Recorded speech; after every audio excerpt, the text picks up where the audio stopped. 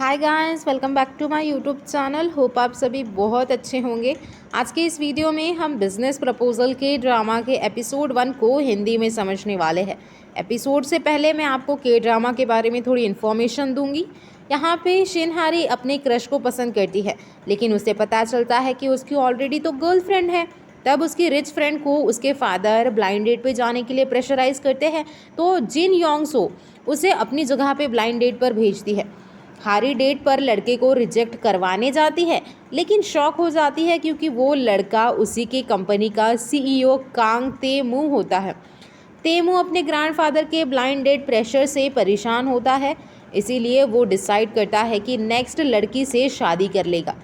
अगले दिन वो हारी को कॉल करके डायरेक्टली मैरिज प्रपोज कर देता है। एपिसोड 1 स्टार्ट होता है गो फूड के नए प्रेसिडेंट के एंट्री सीन से।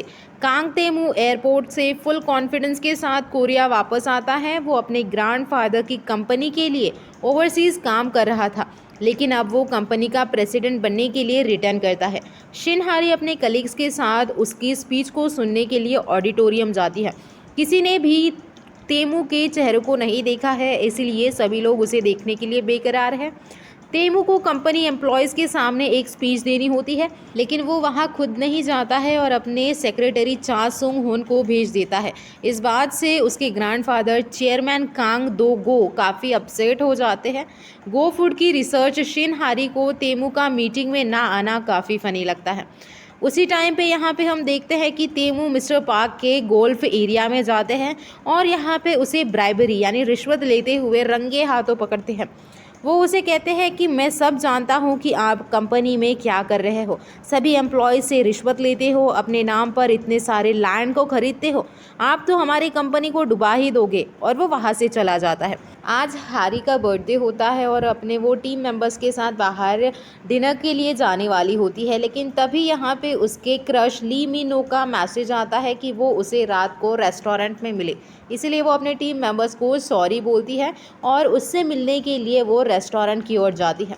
हारी की बेस्ट फ्रेंड जिन योंग सो उसे कन्विंस करती है कि शायद मिनवू उसे प्रपोज करने वाला है उसके बर्थडे के दिन, लेकिन यहाँ पे वो अपनी फ्रेंड को कहती है कि ऐसा कुछ भी नहीं होने वाला है, शायद वो बस मुझे विश करने के लिए अपने रेस्टोरेंट बुला रहा है।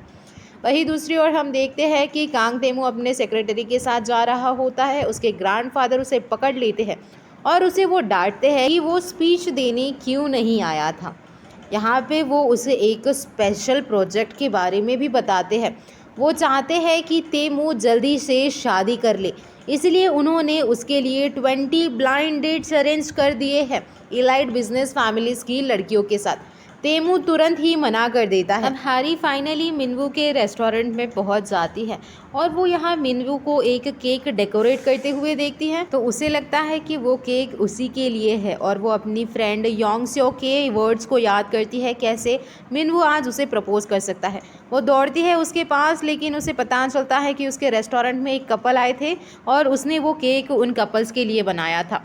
यहाँ हारी का पूरा दिल टूट जाता है जब मिनवू उसे सिर्फ कॉन्सर्ट टिकट्स देता है और बोलता है कि वो किसी लड़के के साथ जाए उस कॉन्सर्ट में। यहाँ फूड टेस्टिंग के वक्त भी तेमू के ग्रैंडफादर उसे ब्लाइंड डेट जाने के लिए मनाते हैं, लेकिन वो साफ इनकार कर देता है।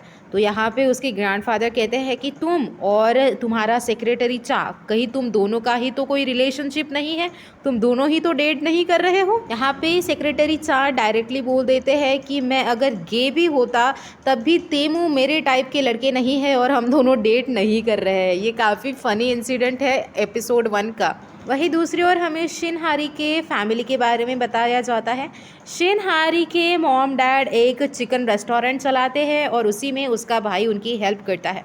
वहीं यहाँ पे तेमू ब्लाइंड डेट जाने से मना करता है, इसलिए उसके ग्रैंडफादर अपनी इलनेस के बहाने बनाता है कि कैसे वो काफ़ी बीमार है एंड वो तेमू से कहते हैं कि उनकी लास्ट विश है कि बस तेमू जल्दी शादी कर ले। वहीं यहाँ पे शिनहारी के रेस्टोरेंट के बाहर उसका जो भाई है वो अपने नेबर के साथ लड़ रहा होता है कि वो हमेशा ही उनके रेस्टोरेंट के सामने आकर कचरा डालता है। अब यहाँ पे ये लोग उससे आर्ग्यू कर रहे होते हैं, तभी शिनहारी उन्हें थोड़ा धक्का देती है एंड उसके रेस्टोरेंट का बिल बोर्ड गिर जाता है। अब वो यहाँ पे उनसे पैसों की मांग करती है। अब शिनहारी के पास उतने पैसे नहीं है तो वो सोचने लग जाती है कि उन्हें पैसे वापस कैसे दिए जाए। वहीं यहाँ पे तेमू अपने ग्रैंडफादर के साथ डिनर कर रहा होता है तो यहाँ पे उसके ग्रैंडफादर मिस्टर पार्क के बारे में उससे पूछते हैं। वो उन्हें बताता है कि कैसे मिस्टर पार्क सभी लोगों से रिश्वत लेता था और अपनी कंपनी का यूज़ करके पैसे कमाता था। सो यहाँ पे वो कहता है कि मिस्टर पार्क मेरे एक फ्रेंड के लड़के हैं और उसके मरने के बाद मैंने उससे वादा किया था कि मैं उसकी देखभाल करूँगा और तुम उसे कंपनी से निकालने की बात कर रहे हो। मैं तुम्हारी इस कंडीशन को एक ही शर्त पे मान सकता हूँ, अगर तेमू ब्लाइंड डेट्स पर जाना शुरू करे तो। अब यहाँ पे वो अपनी ग्रैंडफादर की बात को मानता है। वही शिनहारी नेक्स्ट डे काम पर जाती है लेकिन वो उस बोर्ड के बारे में ही सोच रही होती है कि वो उस बोर्ड के लिए पैसे कहाँ से इकट्ठा करेगी। तभी उसकी फ्रेंड जिन योंगसो उसे कॉल करके एक रेस्टोरेंट में बुलाती है। जिन योंगसो यहाँ पे हारी से कहती है कि उसके फादर उसे फिर से ब्लाइंड डेट पे जाने के लिए फोर्स कर रहे हैं, इसीलिए वो शिनहारी से रिक्वेस्ट करती है कि वो इस ब्लाइंड डेट पर जाकर कोई तमाशा करे ताकि लड़का उसे रिजेक्ट कर दे। एक फ्लैशबैक सीन दिखाई देता है जहाँ पे शिनहारी योंगस्यो बन के उसके ब्लाइंड डेट पे जाती है और यहाँ पे वो भूत देखने का नाटक करती है और उस पर वो बीन्स को छिड़कना शुरू करती है और यहाँ पे योंगसो भूत बन के वहाँ पे आ जाती है जिससे कि वो डर के मारे भाग जाता है। ऐसे ही उन्होंने उसकी ब्लाइंड डेट को कैंसिल करवाया था। तो योंगसो उसे कहती है कि अगर वो ब्लाइंड डेट पे जाएगी तो वो उसे पैसे देगी और यहाँ पे हारी को पैसों की ज़रूरत भी है, इसलिए वो उसकी बात को एक लास्ट टाइम मान लेती है। यहाँ पे तेमू की रात को मीटिंग होती है। वो मिस्टर चा को मीन्स अपने सेक्रेटरी को कहता है कि मेरा शेड्यूल क्लियर करो, लेकिन वो यहाँ पे तेमू को बताता है कि ग्रैंडफादर ने उसके पहले ही उसका शेड्यूल क्लियर किया है क्योंकि उसे डेट पे जाना है, क्योंकि उसने अपने ग्रैंडफादर को प्रॉमिस किया था। हारी यहाँ पे स्टाइलिश मेकओवर करके ब्लाइंड डेट पर जाती है और वहाँ जाके अपने ब्लाइंड डेट का इंतज़ार करती है। जैसे ही उसका ब्लाइंड डेट आता है वो मन में कहती है कि ये कितना हैंडसम लड़का है। देन यहाँ पे तेमू उसे अपना बिजनेस कार्ड थमाता है। तब उसे रियलाइज़ होता है और शॉक लगता है कि उसके सामने जो ब्लाइंड डेट में बैठा है वो उसी के कंपनी का सीईओ कांग तेमू है। यहाँ पे वो काफ़ी नर्वस हो जाती है लेकिन फिर भी वो अपनी फ्रेंड की मदद करने के लिए उस ब्लाइंड डेट को तुड़वाने के लिए वहाँ पे अपनी एक्टिंग को शुरू करती है। उसका फर्स्ट प्लान होता है कि वो अपनी स्किन को ज़्यादा रिवील करेगी, इसलिए वो अपने कोट को फेंक देती है, लेकिन कांग तेमू पे उसका कोई असर नहीं होता है। देन वो यहाँ पे अपने खर्चों के बारे में उसे बताती है कि कैसे उसने ब्रेस्ट इम्प्लांट किया था और उन्हें वो समांता और रेचल का नाम देती है, जिससे कि तेमू यहाँ पे काफ़ी शॉक हो जाता है। लेकिन इतनी सारी बातें सुन के भी कांग तेमू उससे कहता है कि उसे वो पसंद आ गई है। सो यहाँ पे वो अपना फाइनल कार्ड खेलती है। वो कहती है कि क्यों ना हम दोनों आज होटल में रूम बुक कर ले।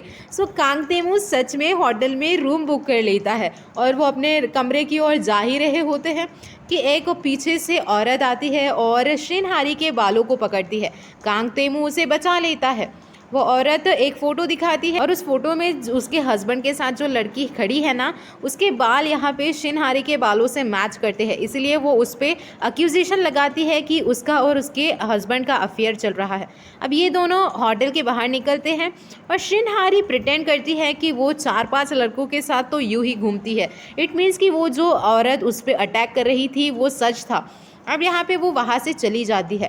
यहाँ पे तेमू अपने सेक्रेटरी से कहता है कि ये लड़की काफ़ी अजीब थी। तभी कांग तेमू को उसके ग्रैंडफादर का कॉल आता है और वो उनके कॉल को रिसीव करता है। ग्रैंडफादर उससे पूछते हैं कि वो ब्लाइंड डेट वाली लड़की अगर तुम्हें पसंद नहीं आई है तो कल तुम दूसरी ब्लाइंड डेट पे जाओगे।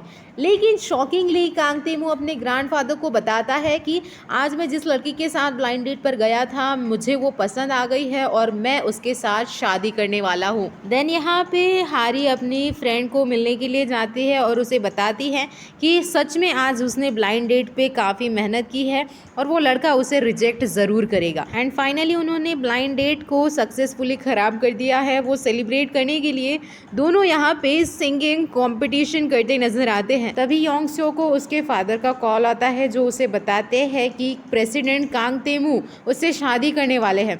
अब यहाँ पे ये बात जब वो शिनहारी को बताती है तो वो दोनों काफ़ी रोने लग जाते हैं। यहाँ पे उसका सेक्रेटरी तेमू से पूछता है कि क्या वो सच में ही उस लड़की से शादी करने वाला है जिसके साथ वो एक ही बार ब्लाइंड डेट पे मिला है। वो यहाँ पे कहता है कि वो 100% श्योर है और वो शादी ज़रूर करेगा। वही घर आने के बाद में शिन हारी योंग स्यो को कॉल करती है और उसे समझाती है कि वो पर्सनली कांग तेमू से जाकर मिले और उसे सब कुछ सच सच बताए। लेकिन यहाँ पे वो शिन हारी से कहती है कि कांग तेमू उससे शादी क्यों करना चाहता है। सो शिन हारी कहती है कि शायद वो बस तुम्हारे पैसों के पीछे पड़ा है।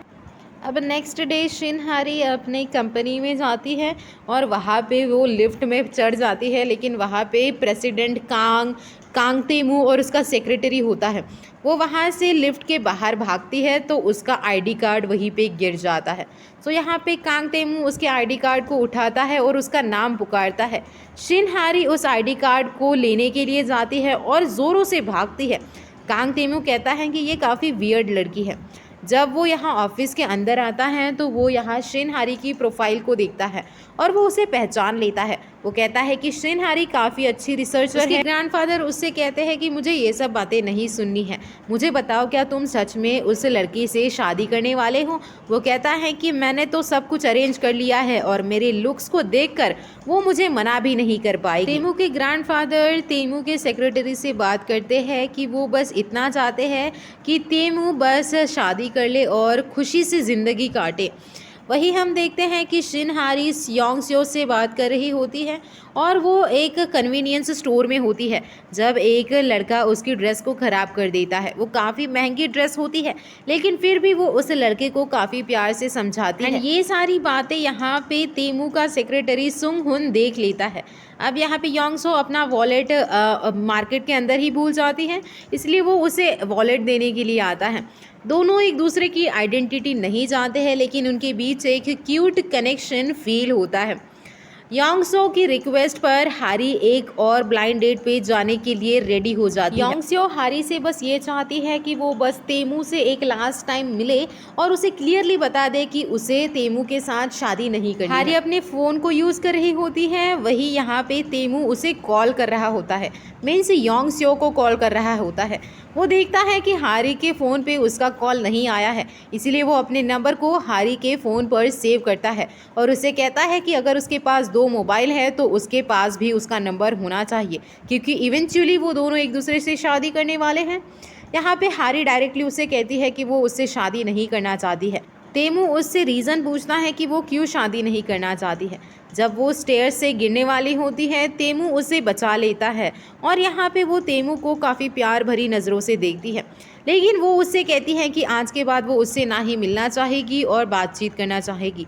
जब वो रोड पर जा रही होती है वो अपने क्रश मिनवू को देख लेती है और सामने जो तेमू की कार पार्क होती है उसमें घुस जाती है और यहाँ पे हमारा एपिसोड 1 ख़त्म हो जाता है। अगर आपको एपिसोड का एक्सप्लेनेशन पसंद आया हो तो इसे एक लाइक ज़रूर करें, इसे फ्रेंड के साथ शेयर करें और हमारे चैनल को भी सब्सक्राइब करें।